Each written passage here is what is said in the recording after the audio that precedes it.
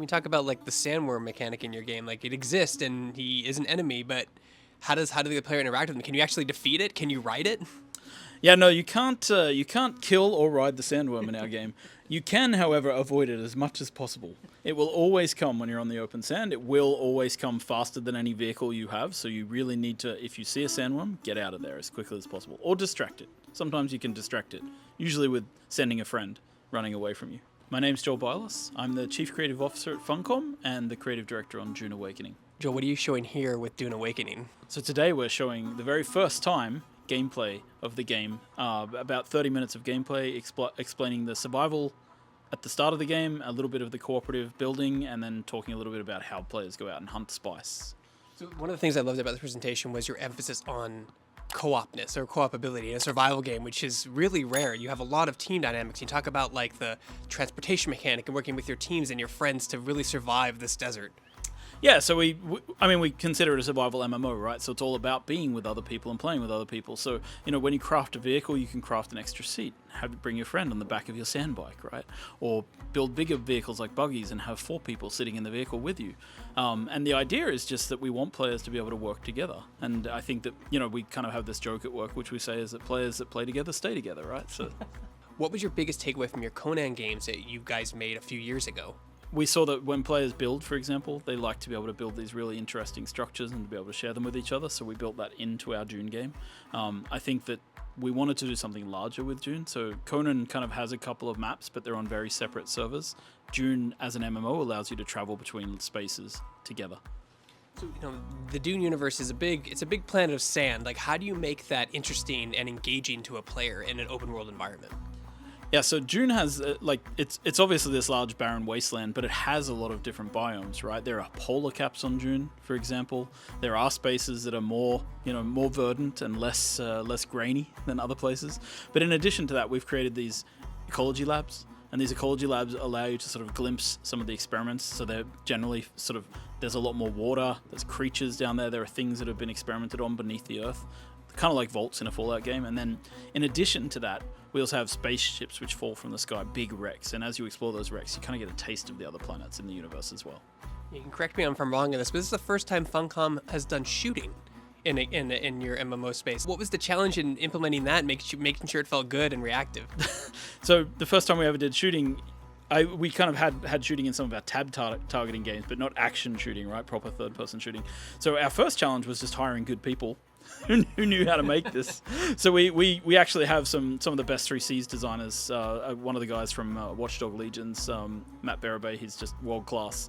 And he came in and, it's just training our designers up in how to approach it, how to think about it, making sure that the enemies feel reactive, the hits are correct and the hit reactions are correct, and making sure that the weapons feel just good to fire, So is your game based on the movie universe, the book universe? Talk about that process and the visual design of the game. Sure. So we worked with Legendary Entertainment right from the start when we licensed the game, and we started working with them. They send a lot of our stuff off to the Herbert estate as well. My approach is generally that I start from the books, from the lore perspective, and then I look at how the movie interpreted it.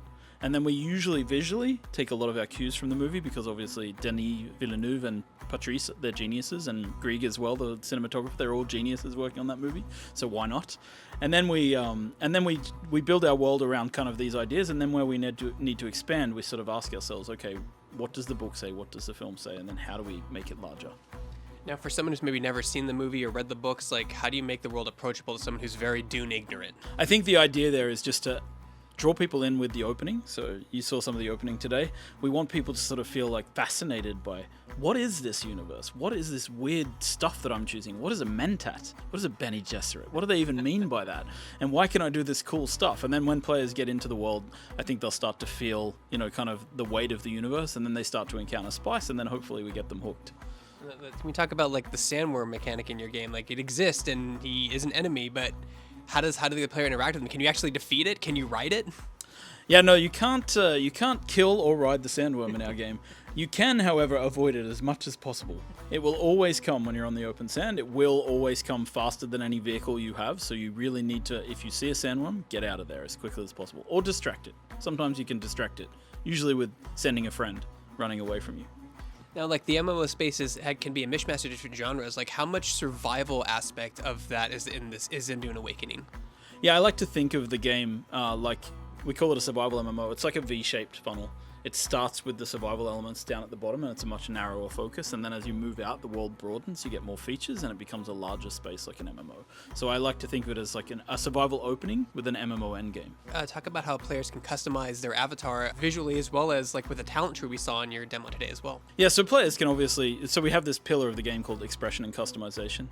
You can obviously customize your visuals, right? You can choose between different looks from the movie. You can make yourself look like a bald Harkonnen, or you can make yourself look like a flowing-haired Atreides, and make yourself anything in between. But in addition to that, we have this sort of skill specialization where players will learn from trainers like Mentats, Bene Gesserit, and then you can choose your loadout of abilities that you want to bring with you. You learn abilities and techniques, and you basically slot them in, and you can bring a certain amount of those at a time, and then that alters how you play in the game, in the sandbox. There are different factions in that world. Is there like a loyalty system? Do you get to choose a faction you represent? Are you just a mercenary with your own agenda? You can kind of do anything you like in the game. As you approach higher levels, you start to interact with the factions, and then you can choose to join a side, but you can also choose not to join and just kind of remain independent. So you can work for factions, you can take missions for them and do things for them to level up your faction skills. You can also just stay independent if you want to, no problem. Now, you guys have a day-night cycle in your game, and you've mentioned that the night cycle is completely different than the day cycle in terms of survivability. Can you go into detail about that? Sure. So the daytime is extremely hot, right?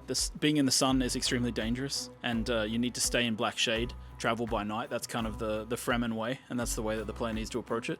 Now, night has its own peculiarities. Like, you'll be hunted by the Sardaukar. They'll be searching with searchlights in the desert looking for rogue prisoners. And in addition to that, like at nighttime, there's certain windows where harvesting from plants gives you a lot more water than if you harvested during the day, because the plants are all wilted and folded up. So you really need to think about timing as you play the game and think about how that can impact you as a player. Now, in terms of building, like, are players, is there base building in this game? Is there base management? Are your resources in danger if you're not logged in at a certain time? So as a player, you can place out a base totem and then build yourself a base on Arrakis. You claim a little piece of the land. A sub-fief console is what the base totem's called. In there, you can store your items, your things in chests. But if you log out of the game, just out in the environment, you won't be susceptible to someone just coming and taking your stuff as well. So you're kind of safe if you log out. So it's not a big problem. So talk about the server structure, how that will work. We have private servers. Is it going to be one shared world? How is that going to work? We'll have multiple worlds for players to choose between. In those worlds, we have multiple servers running that are connected to each other and should basically transfer players seamlessly between them. So I don't really want to talk about private servers yet, because we're not quite decided on what we're going to do around that, because it's kind of an interesting challenge with our server structure. But basically, players will have different maps that they can go to. The different maps will have different player caps, so you'll have more people in social spaces than you will perhaps in building spaces, or perhaps in PvP spaces you'll have more people again, right? So there's kind of these different maps in the world that players move between. Those are running on different servers, and those places will have different player caps. Dune's a very interesting, unique, sometimes zany world in terms of its lore and its technology. How do you translate that into gameplay and mechanic, and more importantly, make it fun? Well, I mean, it's quite grounded, like in the movies, right? And so we can keep some of these things grounded. But I think where our game really shines is when players start to interact with spice, and some of the things that happen when they start taking a bit too spice. It can mutate, for example, your abilities and make them do slightly different things, because now you're seeing a little bit into the future and what changes about your abilities when you can do that, right? So I think it just makes for more variety and fun in the game to actually have these options, right? Now, is there friendly fire when you're working with your teammate? Do you have to be careful about where you throw grenades and where you land your bullets and where you swing your melee weapons? Yeah, we're not quite Helldivers too, but if you're in a PvP zone, you do have friendly fire, so you need to be careful. If you're in a PvE zone, you don't have to worry as much, because you're playing with a friend. You won't shoot them in the back.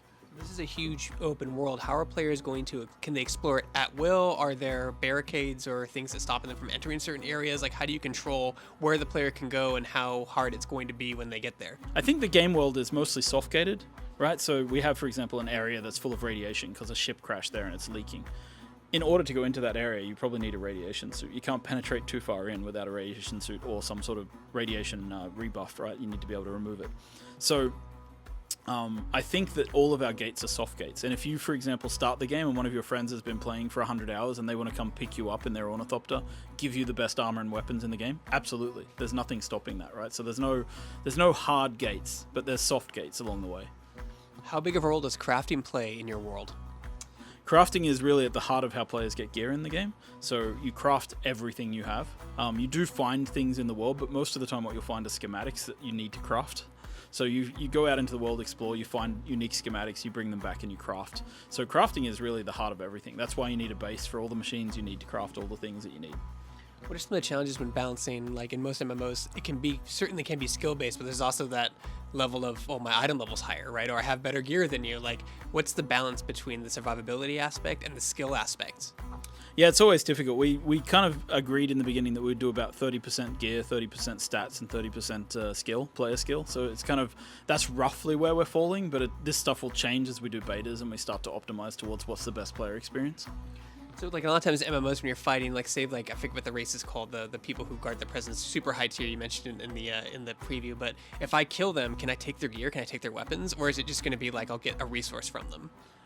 We don't do one-to-one gear drops right now because right. That would make the crafting part of the game a little bit. So if you kill high-tier enemies, you'll get something of value, but it won't necessarily be their exact gear. What was the biggest challenge for you, either creatively or technically, for Dune Awakening? Technically, I think we have this server meshing technology, which allows people to transfer seamlessly across servers. Kind of like a mega server, but like kind of your own take on it. Yeah, it's like Unreal Game servers. We have this map called the Deep Desert where there's multiple Unreal Game servers, and literally you can't tell that you're going between two servers. You're just walking across the desert, and suddenly you're on another server. That was a huge technical challenge to get working well, and make sure that it transferred everything like inventories, make sure that people could fight around those borders, things like that. In addition to that, I think creatively, it's just there's a visual element to Dune that can become rather fatiguing for people over time, and we needed to find ways to make sure that we were giving people enough variety in the universe as they play. What do you think is the biggest misconception when you're making a game that's under the umbrella of an MMO? I don't know, actually. Because I think MMO does not mean MMORPG. Right, so when people hear MMO, they might think World of Warcraft, but that's not the kind of game that we're making, right? In the same way that I think that like Destiny is considered an MMO, and it's not an MMORPG in the same way either. So I feel like that's part of the thing that we need to be clear with people about and communicate, like just what kind of MMO we are, and make sure that people understand that it's about playing in large spaces with many other players, not necessarily about like following quest to quest and the specific type of player journey that you go on in a game like World of Warcraft. It's not that kind of game. How are you handling death and death penalties in your game? Sure. So when players die, they go into what we call DBNO, which is down but not out. You can be brought back by your friends. You can resurrect yourself at the spot, like if you have enough water. So you can get back up basically if you get knocked down. But if you die a proper death, then you can respawn at different locations. You can respawn at your base. You can respawn at your vehicle. You can respawn at your respawn beacon, which you placed out, and there are also a checkpoint system, so you can like if you go into a dungeon and forget to place out a beacon, you'll be able to respawn at the start of the dungeon, things like that. In addition, there's like different types of death penalties depending on where you are. So if you get eaten by a sandworm, you will lose all your gear because you've been swallowed by a giant sandworm. But if you get killed by an enemy in a PvE zone, you basically only lose some very small resources like coins and spice, and your gear takes a durability hit. So it's quite forgiving, I think, in most cases. Do you have like an open beta plan, closed beta plan? How can people access that if you do have one plan? Yep. So we've been running closed betas since December last year, and we'll continue to run betas all the way until launch, including hopefully an open beta at some point. If you go to www.duneawakening.com, you can sign up for our beta there and fill in the survey, and hopefully you'll get in.